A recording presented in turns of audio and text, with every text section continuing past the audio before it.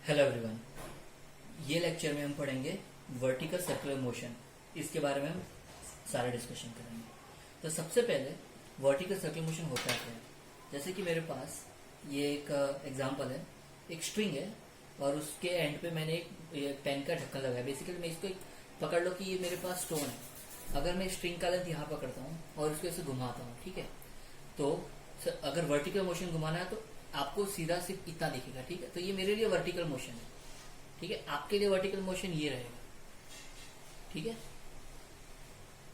तो अगर ये मोशन है तो ये मोशन को मैं कैसे स्टॉप कर सकता हूँ, या फिर चलो इसको कंटिन्यू करना है तो कैसे करेंगे। तो बेसिकली देखो, मैं हाथ से कंटिन्यूसली उसको फोर्स लगा रहा हूँ। सो ये कंटिन्यूस मोशन है, लेकिन मैं एक टाइम पे ये मोशन बंद कर देता हूँ तो ये खुद ना खुद रोटेट होते रहेगा। तो अभी भी उसमें एनर्जी है। तो इसी एनर्जी के बारे में हम बात करेंगे, ठीक है। तो सबसे पहले एनर्जी कौन कौन सी होती है जब ऐसे मोशन की बात करते हैं। तो हम बेसिकली काइनेटिक एनर्जी की बात करते हैं और पोटेंशियल एनर्जी की बात करते हैं। काइनेटिक एनर्जी को हम बोलते हैं हाफ mv² के फॉर्म में और इसको बोलते हैं mgh के फॉर्म में। ये तो आप सबको पता है। चलो, ये बेसिक नॉलेज रिक्वायर्ड है, इतना आपको आइडिया आना चाहिए, ठीक है। So now that we have seen the practical case, let's move forward with it.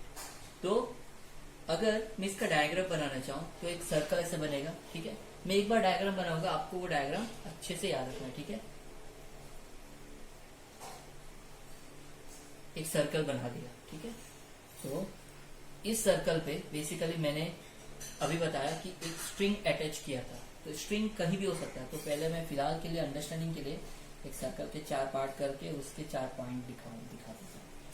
तो ये जैसे कि स्ट्रिंग था, ये मेरा स्ट्रिंग है, मैं आपको दिखा देता हूँ। मेरे पास एग्जांपल है, ये स्ट्रिंग है और ये आपका स्टोन है। ये ऐसे ऐसे रोटेट हो रहा था ऐसे, ठीक है, ठीक है। तो ये हमारा वर्टिकल स्पीड यहाँ पे और यहाँ पे। तो ये सब चेक करेंगे हम, ठीक है। तो ये आपका पॉइंट H पकड़ लो, आप इसको O पॉइंट मान लो, इसको कैपिटल L बोल दो, N बोल दो और ये पॉइंट M बोल दो। अल्फाबेटिकल देने से एक चीज आसान हो जाती है कि चलो मेरे पास कुछ रेफरेंस पॉइंट है करके, ठीक है। अभी देखो, ये सारे पॉइंट जो डैश लाइन में बता रहा हूँ basically length of the string है। ये स्ट्रिंग का अटैच्ड पार्ट है, राइट। तो इसमें टेंशन था, जैसे कि ये स्ट्रिंग में टेंशन होता है यहाँ पे। तो ये टेंशन कंपोनेंट भी मुझे बनाना पड़ेगा। तो अगर यहाँ पे मैं बनाना चाह रहा हूँ टेंशन कंपोनेंट, तो ऐसे दिखाओगे, tension in at point L। अभी जब स्ट्रिंग यहाँ पे थी, टेंशन इस तरफ आएगा, तो टेंशन एट H, ठीक है। उसी तरह से अगर मैं यहाँ पे बनाता हूँ तो यहाँ पे आएगा टेंशन एट M, और सिमिलरली यहाँ पे बना होगा तो टेंशन एट N। यहाँ तक समझ में आया। अब हर पॉइंट पे वर्टिकल स्पीड भी डिफाइन कर सकते हैं। देखो, यहाँ पे लीनियर स्पीड क्या है मेरी, लीनियर स्पीड मेरी यहाँ पे इस डायरेक्शन में VL। यहाँ पे भी लीनियर स्पीड कैसे दिखाओगे, VM। यहाँ पे लीनियर स्पीड कैसे दिखाओगे, ऐसे VH, ठीक है। इतना आइडिया आ गया। अब ये 4 पोजीशन मैंने देखा, लेकिन व्हाट इफ ये जो मेरा स्ट्रिंग है ये कहीं यहाँ पे है, यहाँ पे, इस पॉइंट पे, कहीं रैंडम डायरेक्शन में, ठीक है। तो लेट्स सपोज इसने थीटा जितना एंगल डिस्प्लेस कर दिया। तो मैं बोलता हूँ ये वाला स्ट्रिंग यहाँ पे था, ठीक है। एक केस ले लेते हैं। अब थीटा जब 0 था तो हम यहाँ पे थे, थीटा 90 यहाँ पे था, थीटा 180 यहाँ पे थे और थीटा 270 यहाँ पे 360 पे वापस इस पोजीशन पे आ गए।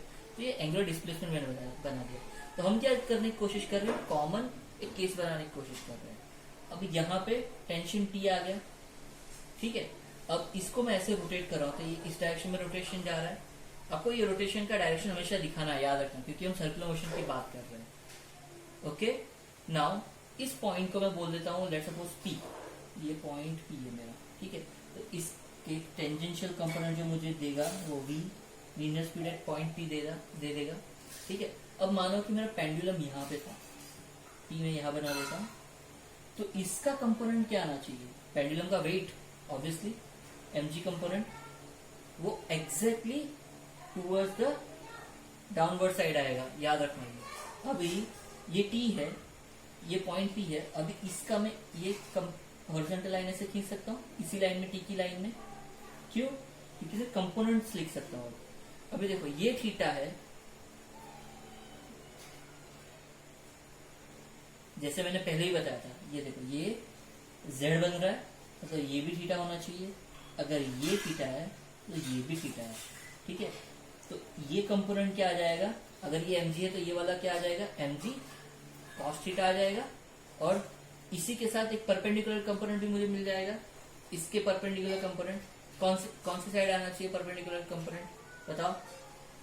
ये वाला नहीं, ये परपेंडिकुलर कंपोनेंट नहीं है, ये वाला, ठीक है। ये इसके परपेंडिकुलर कंपोनेंट ये रहा। ये जो कंपोनेंट है वो VP के अपोजिट है। इसको मैं लिख सकता हूँ, क्या लिख सकता हूँ मैं, इसको थोड़ा सा इसको मैं लिख सकता हूँ mg sin थीटा। यहां तक आप पहले अच्छे से समझ लीजिए, ठीक है। यहां तक आप अच्छे से समझ लीजिए, तब जाके हम आगे समझ पाएंगे। डायग्राम एक बार वीडियो पॉज कीजिए और सारे जितने भी मैंने फोर्स के डायरेक्शन डिस्क्राइब किए हैं उतना आप समझ लीजिए पहले, ठीक है। ओके, नाउ मैं इसको रब करता हूं। आपके पास ये रेफरेंस में है, ये मैं मान लेता हूं, ठीक है।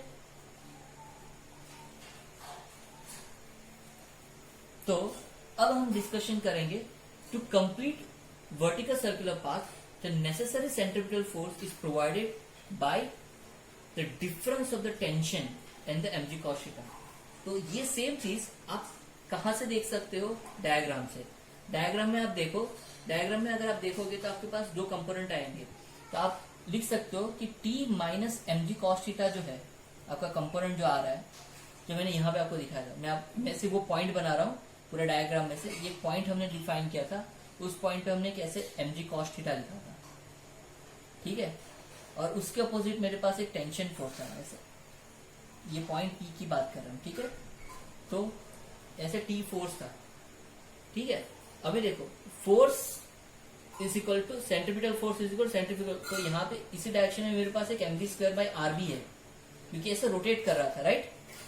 तो आप ऐसे लिख सकते हो, ऐसे भी लिख सकते हो, कोई जरूरी नहीं है कि आप ऐसे ना लिखो, ठीक है। एक mg cos थीटा फोर्स था इस डायरेक्शन में, plus mg square by RB था। सिर्फ इक्वेट करने की बात है, आप कैसे भी करो। तो T minus mg cos theta एक फोर्स है, इसको अपोज करने वाला फोर्स है आपका, तभी जाके रोटेशनल मोशन होगा, ठीक है। अब ये सेम चीज मैं अगर थीटा इज इक्वल टू पाई पे देखूं, याद है ये थीटा का वेरिएशन हमने 4 डायरेक्शन में लिया था। एक थीटा 0 ये है, थीटा 0, थीटा 90 और पाई बाई 2 लिख देता हूं मैं। ये थीटा पाई बाई 2, ये थीटा पाई, सॉरी हाँ, ये थीटा 0 था, ये थीटा पाई बाई 2 था आपका, ये थीटा पाई है, ये थीटा आपका 3 पाई बाई 2। तो ऐसे वेरिएशन है। तो मैं ये बोल रहा हूं कि मेरा इस पॉइंट पे मैं वेलोसिटी, इस पॉइंट पे भी एक इक्वेशन आएगा सेम वाला, तभी मैं आपको बना के दिखाता हूं ताकि आपको थोड़ा और अंडरस्टैंडिंग आए। जो मैंने ऐसे सर्कल बनाया था, मैं इस पॉइंट की बात कर रहा हूँ, एच पॉइंट की। तो आपके पास ये डायग्राम है, आप देखो मैंने एक कंपोनेंट बनाया है टी एच, mg के डायरेक्शन में ही है वो, ठीक है। अभी मेरा cos थीटा क्या आ गया, इसी पॉइंट की बात कर रहा हूँ, इसी इक्वेशन की बात कर रहा हूँ।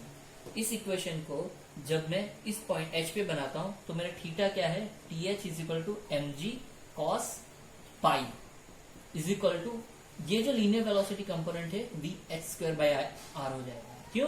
क्योंकि हम इस पॉइंट की बात कर रहे हैं।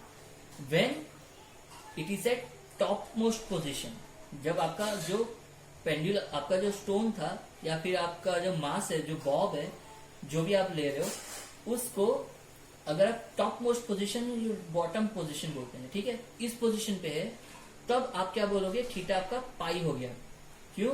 क्योंकि थीटा का वेरिएशन हमने ऐसे लिया था, यार ये cos थीटा है, ये थीटा आपका 0 है, ये थीटा आपका पाई बाई 2 है, और ये आपका theta is equal to pi है। सब्स्टिट्यूट करो तो cos पाई क्या आना चाहिए, correct, cos pi is -1, so plus mg m vh square by R. यहां तक आ गया, ठीक है। सो यहां से मुझे क्या मिल जाएगा, tension in the string when string is at top position, so it is m V H square by R minus M G. यहां तक आ गया। चलो एक इक्वेशन मिल गया आपको। ये बेसिक इक्वेशन है, याद रखो, ठीक है। ये इक्वेशन 1 दे दो, ये इक्वेशन 2 दे दो। चलो यहां तक लिख लो पहले। अब हम बाकी केस की बात करेंगे। अभी थीटा अगर 0 पे था तब, तो थीटा अगर 0 पे था at theta is equal to pi. अभी थीटा 0 पे था तो मैंने कौन सा पॉइंट बताया था यहाँ पे, लोएस्ट पॉइंट। ये H is for highest point and L is for the lowest point. So TL क्या आना चाहिए, cos 0। देखो यहाँ पे cos 0 रखोगे तो क्या आएगा, +1। सो टीएल क्या आ जाएगा, ये एमजी उस तरफ चला जाएगा, माइनस प्लस, ये माइनस प्लस हो जाएगा। So TL is equal to M V L square by R plus M G. ठीक है, ये थीटा इज इक्वल टू 0 को है। ठीक है, इक्वेशन में क्या चेंज आया, ये सफिक्स में, यहाँ पे वी एच है, यहाँ वी एल है, यहाँ एच है, यहाँ पे कैपिटल एल है। ये H is for the lower है और एच इज फॉर हायर है, L is for the lower. अगर थीटा 90 पे हुआ तो क्या आएगा। ठीक है, अभी आपको आइडिया आ गया कि कैसा है, तो मैं को दिखा देता हूँ। ठीक है, अगर थीटा 90 पे है, अगर थीटा 90 पे है तो हमने मीडियम पोजीशन एक बनाया था, याद है, एक एल है, एच है, यहाँ पे एम पोजीशन बनाया था एक। तो टी एम क्या आना चाहिए, at theta is equal to 90 degree. Theta 90 है तो क्या आना चाहिए, देखो T is equal to M G cos 90। Cos 90 क्या है, 0। So M V M square by R. देखो बहुत बड़ा डिफरेंस आ गया ना। अभी देखो, ये टेंशन इन द स्ट्रिंग है, ये वाला tension in string eight highest position, ये वाला एट लोएस्ट पोजीशन, ये मीडियम पोजीशन। ठीक है, तीनों में डिफरेंस देखो आप। यहाँ पे एक नेगेटिव टर्म है, यहाँ पे एक एडिशन टर्म है और यहाँ पे 0 है और कुछ नहीं है। यहाँ पे सिर्फ और सिर्फ सेंट्रीफ्यूगल फोर्स है। यहाँ पे centrifugal force minus weight force है, यहाँ पे centrifugal force plus weight force है। ठीक है, इससे आप बहुत सारी चीजें समझ सकते हो कि किस पोजीशन पे आपका वेलोसिटी ज्यादा होगा, कम होगा, ये सब चीजें आप आराम से समझ सकते हो। ठीक है, तो अगर मैं वेलोसिटी एट हाईएस्ट पोजीशन अगर निकालना चाहूँ तो हमारा वेलोसिटी हाईएस्ट पोजीशन क्या आना चाहिए।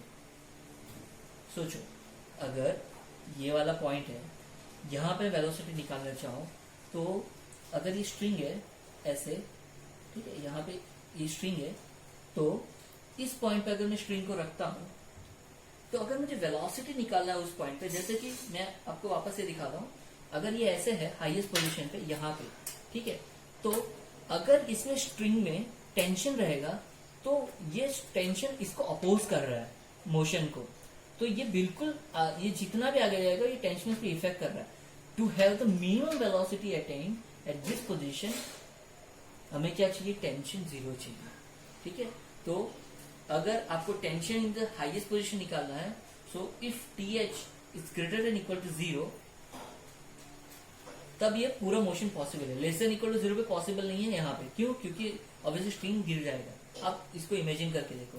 सो अगर आपको इस पोजीशन पे वेलोसिटी निकालना है, उसके लिए आपको निकालना पड़ेगा T H is equal to 0 पे वेलोसिटी क्या है।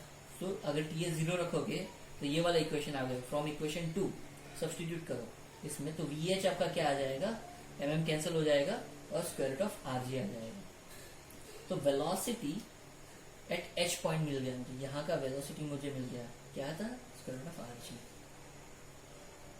ठीक है, ये पूरा केस में हम ये अज्यूम कर रहे हैं कि ये जितना भी सर्कुलर मोशन था it is only because of the earth gravity. जो मैं हाथ से पूरे फोर्स दे रहा था वो नहीं है, सिर्फ खुद में खुद घूम रहा है, वो अर्थ की ग्रेविटी की वजह से बस ऐसे ऐसे घूम रहा है। ऐसे ऐसे अज्यूम करो, ठीक है, तब जाके आपको इमेजिन अच्छे से होगा। अब अगर मैं इसके आगे बात करूं तो अभी मैं लोअर पोजीशन पे जाता हूँ। ठीक है, वेलोसिटी हायर पोजीशन मुझे मिल गया, अभी लोअर पोजीशन पे जाते हैं।